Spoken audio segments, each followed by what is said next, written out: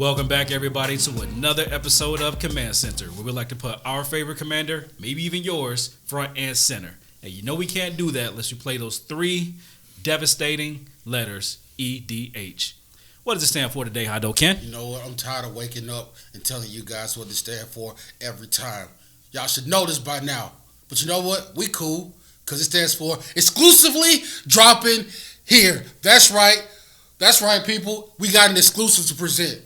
That's right, people. We have an exclusive free preview card from Wizards of the Coast that we are going to drop for you as soon as we shout out our patron.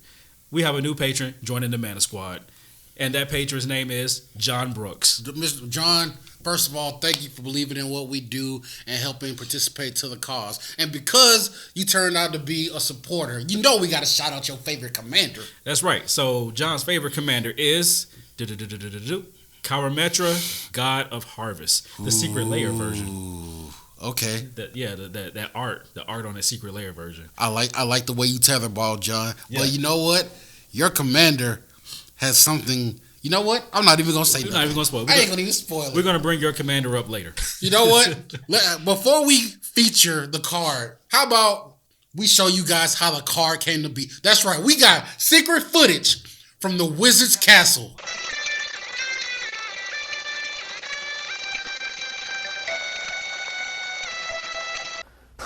So I need to come up with the perfect landfall card for white. How about when a land ETBs under your control, you gain a life? No, that's too good for white. Power creep, can't power creep. Take it back. When one or more lands ETB under your control, you gain a life. No, that's still too good. I got it. When a land ETBs under your control, target opponent draws a card. That'll teach those heathens to try to ramp in white. But wait. It's a rare. You know what? The opponent draws 2 cards instead. Let's go! It will make cats. What?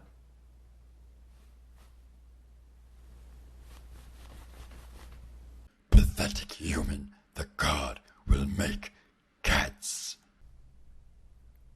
But Don't question me, human. Sir Meowsalot, it's 2020. You can't have just one line of text on a card. Make the cats stronger. Hey, boss. I think we got the card. Wizards brought a mixtape. That's right, and it's hot fire. What is its name? Felidar Retreats. Now hold up. I need y'all to get ready. Go ahead and explain the card for us, Ken. I don't think they ready for it. Explain the card, Hado Ken. Okay, let me get you. First of all, it costs the casting costs a 4. That's right, it's a white and 3. All right. The card is a landfall for white. I'm gonna need you guys to wash your underwear after we're done. Go get you some Tide if you got a second. Maybe some Gale because it smells a little better. Okay. Landfall. When a land hits the battlefield, you have 2 options. You can create a cat, or you can put +1/+1 on all your creatures. Now, I know everybody's caught a heart attack out there because this is way too powerful. I'm going to need to call somebody because if I see this on the table, it's a fight. Yeah, you forgot about the vigilance part. Huh? It gives vigilance, too. Boy, I'm sorry. I forgot the Whopper comes with cheese. Yeah. What's your initial reaction to this, Derek? The cats clearly took over Wizards of the Coast because white just got an amazing card, and I didn't know that happened. But in all seriousness, I love this card so much. Literally, when I first saw it, I needed to do a double and triple take. As someone who loves token decks and loves land decks, this thing is amazing. It's good early game, it's good late game, it's a finisher, it's a setup, and it's cats. It is just, I'm a cat person, sorry, Ken.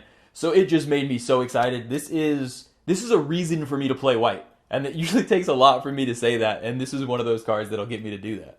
I have a different opinion. I believe this card is remedial. I think it's stupid. I think it failed first grade because it refused to finger paint. I think this is a bit too much. And I say the banhammer shall be raised. Wait. Let's talk about some stuff before we start declaring ban hammers. Okay. All right. Let's slow it. slow it down, guy. Okay. All right, so let's start talking about let's get into some actual synergies with this card, just so that we can give some people out there an idea of how to play this card in the wild. So, Derek, start us off with some mono white synergies, or some white cards that synergize with Felidar Retreat.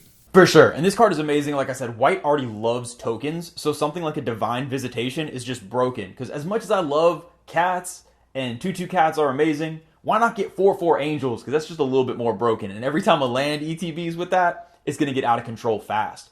Let's move over to something that's a little bit less busted. White Landfall is really not a huge thing in Magic's history. It's something that's kind of getting built up. But there are some, and one of the best examples is Emiria Shepherd. This card is already super broken, and if anyone's ever gotten this out, it really just is. It seems like something that white shouldn't have access to based on its role in the color pie in the past, but clearly times are changing, and you get these two out with a card like this, you're going to have an insane value engine with creatures just punching people in the face.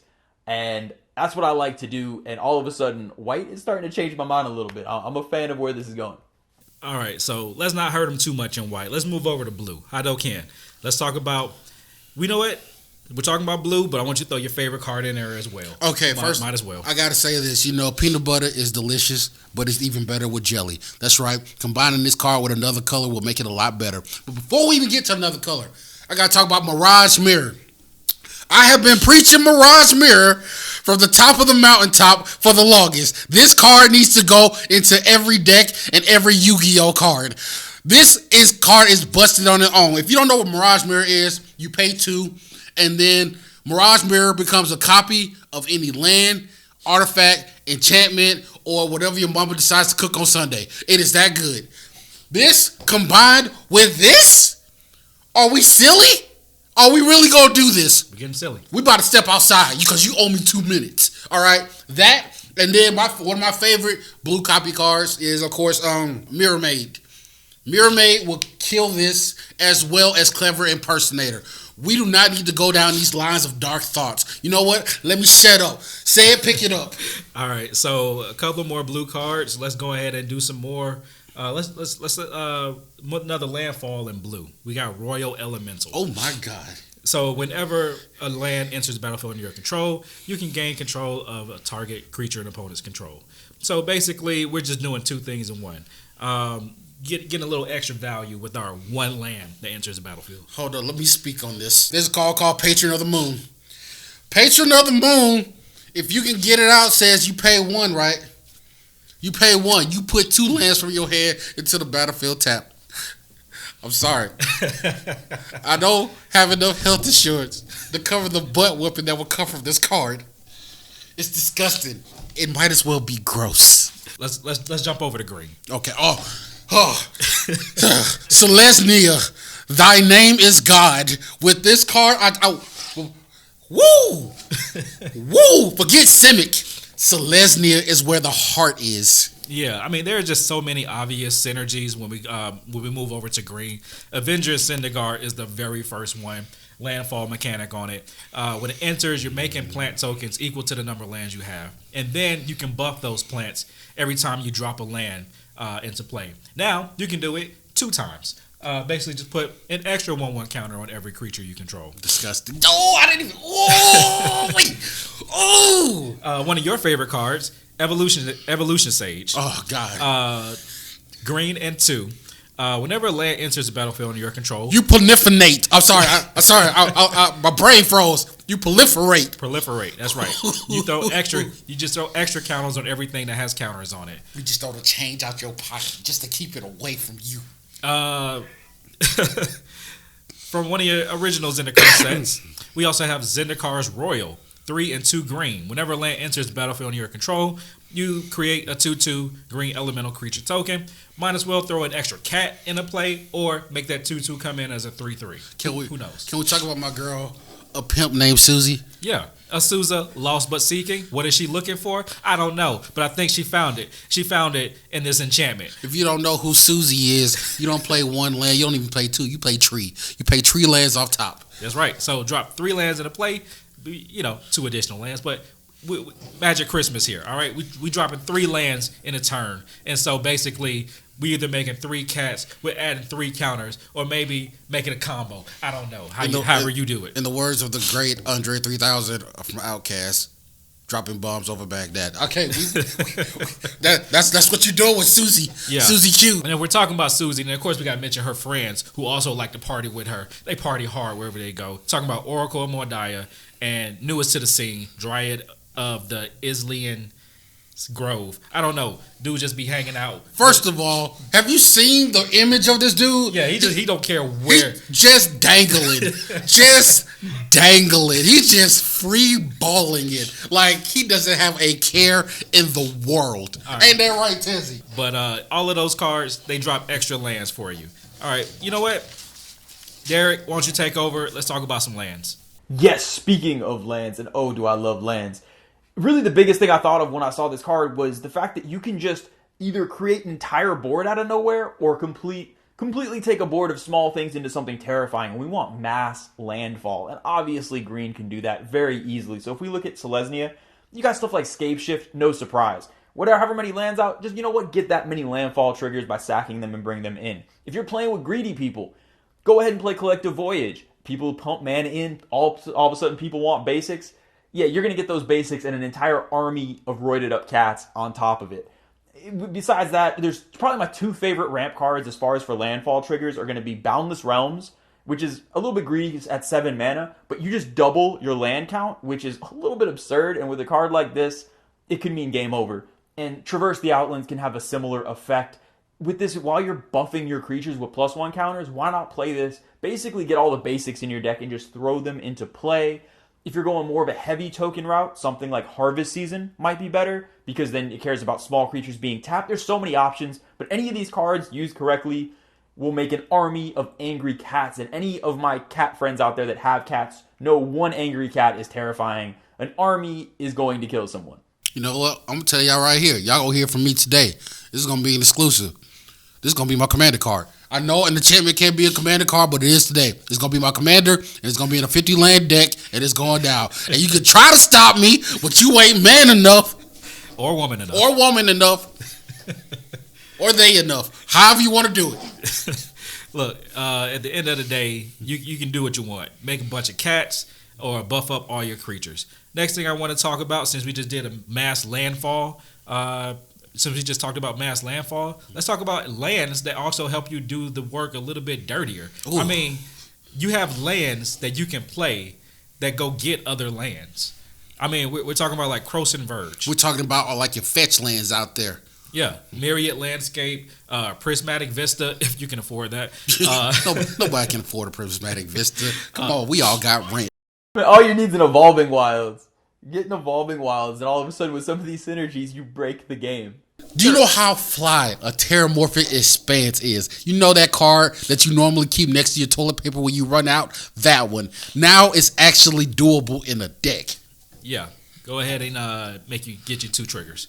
So, you know, and of course, all the pain lands as well. I don't keep track of those. You guys know those better than I do. But they're doing 2-for-1s here. You're dropping lands in, they're leaving, and they're going to go get another land, and you get another trigger. So that's how we want to do that here. Like your Wooded Foothills, your Verdant Catacombs. You know those cards that cost way too much. Next, let's talk about flickering your lands. All right, our lands just cannot stay still when they're on the table. Ken, talk about how we can flicker our lands. There's a couple of ways you can flicker your lands.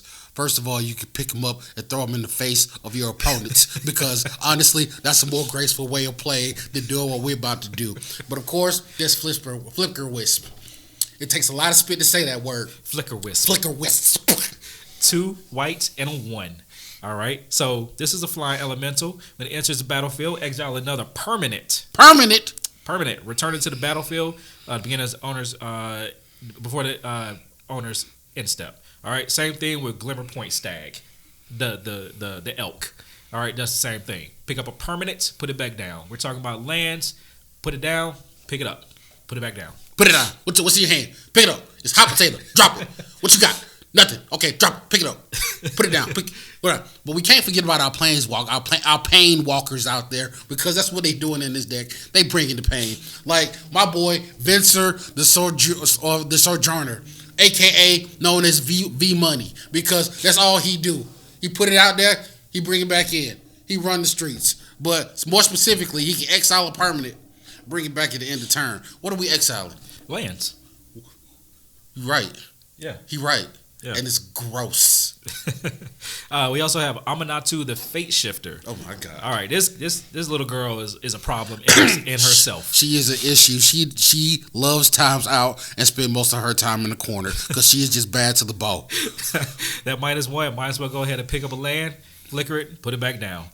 You see how evil she is. She stay getting cold for Christmas and she just stay barbecuing with it. Now, next card we're going to talk about is one that goes very underrated.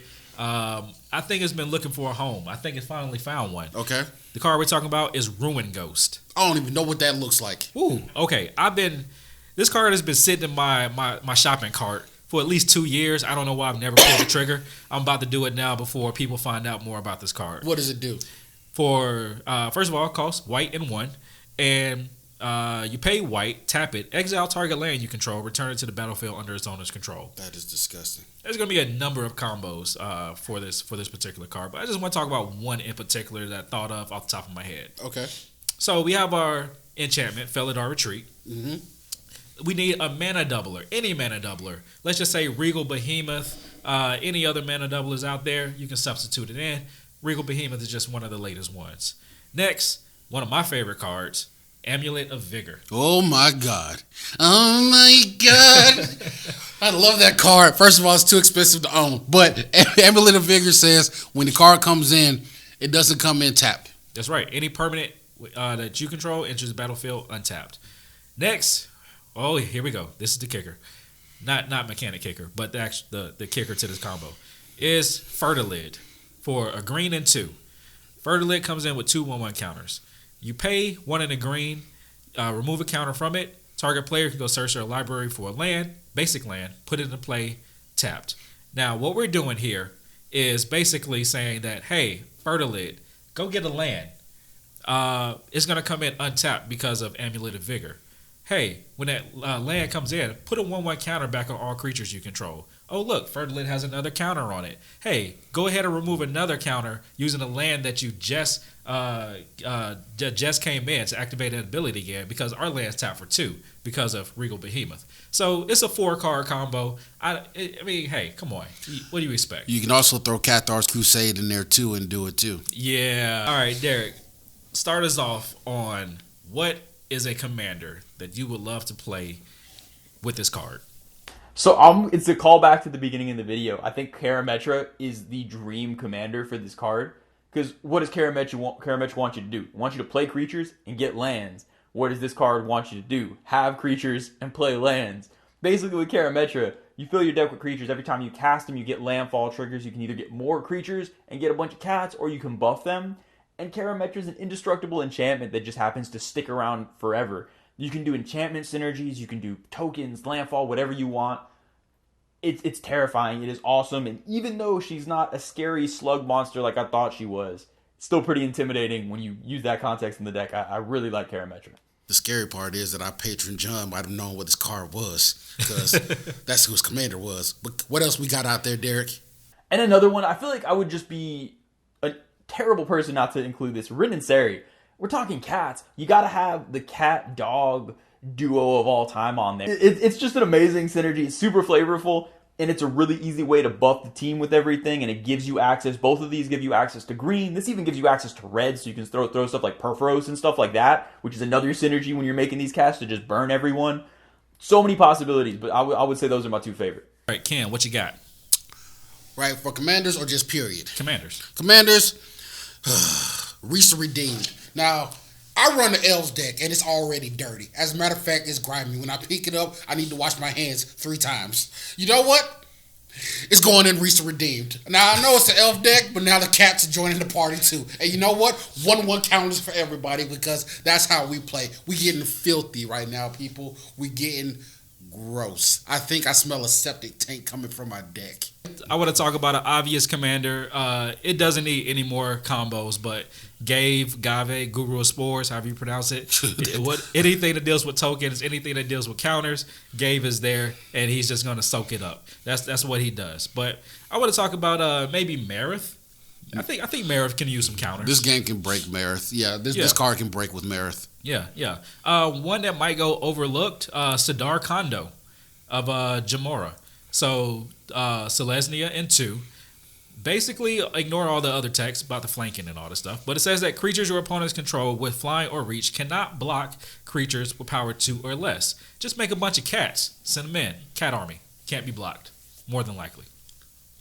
I just want to mention also, there's 2 planeswalkers that we need to make sure go with this deck. It's a Johnny, the Selesnya one that gains life and also puts +1/1 counters on everything. And my boy BK, aka something like a pimp. Something like a pimp has to go in this deck. I'm sorry. Okay, so for those who don't know, we're talking about Basari Cat. If you don't know who Basari Cat is, first of all, okay, push the power button on your laptop, close it down gently, turn yourself to the nearest corner and stand there. So Basari Cat basically just makes a bunch of tokens on attack, and I think what Ken wants to do is make a bunch of tokens and attack and probably buff them up and turn them sideways. Yeah. And you know what? They won't turn sideways because they get vigilance with the +1. That's cool, because you know what? I'm going to crack 2 fetch lands in the middle of my combat, bring them into play, and buff them even greater. All right, he's doing some dirty stuff here. He's doing some dirty stuff. But we need to calm ourselves down because we're starting to get lost like Gilligan. Yeah. So I think we're going to end it right here. We talked about some synergies. We talked about a combo. You guys can find the other combos out there. Be imaginative. If you can do it shorter than 4 cards, knock yourselves out. We talked about some commanders that you can play with this. And overall, we gave our impression of the card. As you can tell, we're a little excited about this one. A white card is doing some things. Honestly, as I was researching different synergies for this, I had to keep washing my underwear. And honestly, this card is a 5 out of 5. Ooh, that's right. Really? It is a 5 out of 5. Interesting. Derek, what do you give it? Yeah, I would give it a 5 out of 5. It's just so versatile. To me, it's the perfect type of commander card where it's not busted to where people are going to groan when they play against it, but there's so many synergies you can take advantage of. It basically any deck that wants to play lands and have creatures wants it, and I love it. It's going to go into, I don't have any white decks yet, but I'm making a white deck just for this. I say 5 out of 5 because it is offensive. As soon as you put it on the table, someone will throw a chair or Gatorade at you. Most likely the Gatorade. But you know what? We got a bunch of phenomenal cards that synergize with this. And some of you guys may be thinking, where can I get these cards from? Well, luckily enough from you, there's an affiliate link at the bottom that you guys can check out. You guys can peruse some of the best stores online and at the same time help out the Mana Squad. That's right. So check out that CCG player link in the description below. Also, check out some of our previous videos. Like, subscribe, tell other people about our videos. And so before we sign off, we just want to make sure that we let you know one more time. This is Felidar Retreat. And again, thank you for Wizards for giving us this free preview card to preview on our channel. And also, shout out to Ralph Horsley, the artist on this card. We'll make sure that our artists get some love when it comes to these preview cards. So shout out to you, sir. These cats are looking boss. As they should. But thank you guys for joining the Mana Crew as we do this live exclusive that's been taped previously. But thank you guys. But until next time. Peace.